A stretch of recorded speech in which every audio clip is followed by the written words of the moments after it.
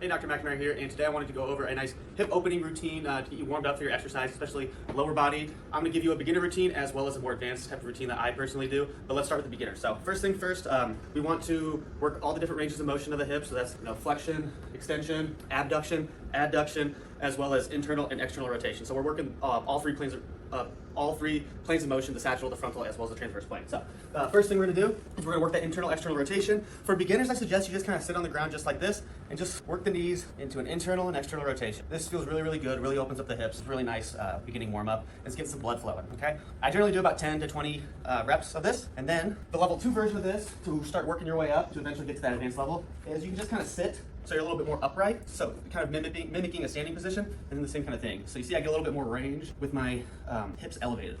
So that would be the level 2 version. Another good way to, before getting to the advanced, is if you put your weight on your hands, you can get some good internal, external rotation that way.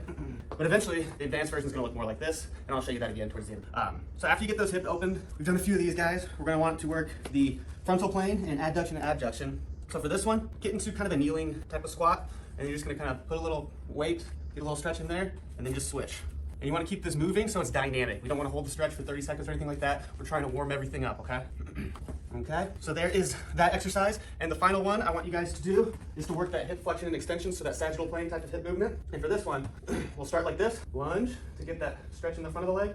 And then we're gonna go back, and you'll feel a nice stretch on the other leg on the opposite. Kind of running back and forth through these, and this is a great way to get those hip flexors and those hip extensors nice and loose. All right, so now I'm gonna show you guys the more advanced version of the hip opening stretch sequence. This is the flow that I like to use before my lower body days in particular. And what I do to start is I get into the deep squat, just like this, okay?